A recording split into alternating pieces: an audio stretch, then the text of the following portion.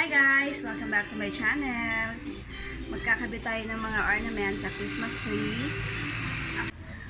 Nandito na tayo. Mamimili na tayo ng mga Christmas balls. Kasi yung balls na binili ko last year, ginawang bola ng anak ko, kaya naubos.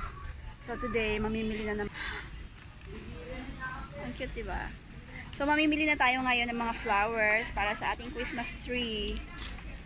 So, ito, cute nito. 12 din to, sis?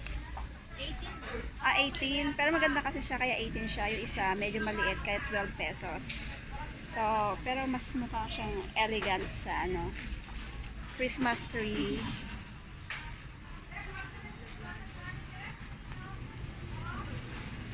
Oh, say hi naman yan. Gusto ko mag-iba naman ng team ngayon. Magkano to, sis? 10 pesos. Mag-blue tayo. Dito. Ang ganda. So, ito ang cute. Pwede ito sa Christmas tree. So, before, ang team ko is golden red. Ngayon, iibahin ko na siya. So, gusto ko ng mga purples like this. Like that.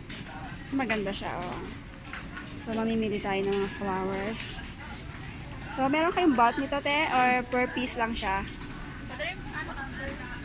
Ay, ganito. Ilang peraso to? 12 pieces for us. Okay. So, dito muna tayo. Ano magandang combination? Blue. Ay, ito mas maganda to. Kaso yung flower na na. So, ito yung mga flowers. Ito. Magkakabit tayo ng mga ornaments sa Christmas tree. Actually, super late na kami magkabit today kasi dahil nga sa sobrang lagi umuulan dito sa amin. And, ayun, sunod-sunod yung ulan tapos hindi kami makalabas kaya nakakatawan magkabit ng Christmas tree. So, ngayon, may time na kami kaya ayan, start na tayong magkabit and mamaya mapakita ko sa inyo kung ano na ang itsura ng Christmas tree namin ng before and after. So, anyway, bagong lahat, gusto ko muna ipakita sa inyo. 8-footer to. Anyway, bago ko muna ipapakita ko muna sa inyo yung mga napamili ko yesterday. So, ito yung mga Christmas shopping haul na nabili ko sa 698. Ito yung pinakamurang mall dito sa amin, 698. And before, actually meron na akong video nito na-feature ko na ito before sa video ko. Yung Christmas tree natin, nasa 5 years na siguro. 5 years or 6 years, pero buhay na buhay pa din. Maganda kasi yung quality niya. So, ito yung pinamili ko, yung hapon. So, sabi ko, mag-change ako ng theme.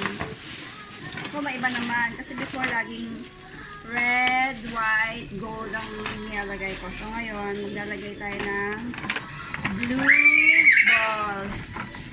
Ayan, mga blue. Ayan, meron tayong shiny. Merong matte. And yung glittery. So, ang binili ko sa is dalawang color lang, blue and white. So, ito yung isa, medyo glittery siya. So, ayan.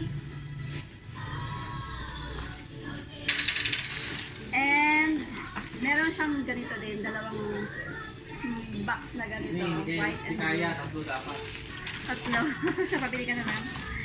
Tapos, ito naman, yung pinakita ko sa inyo kapal, ito yung napili ko. Ang ganda niya, sobrang ganda tingnan.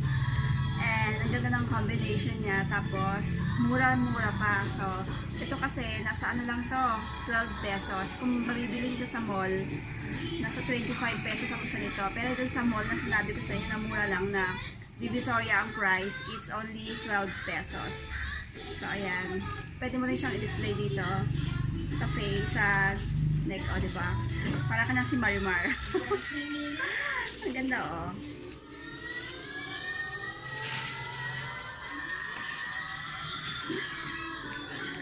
So, ayan. So, ito yung isang kulay niya. And, yung isang kulay naman is white. So, maganda siya. Magandang klase. Ito siya,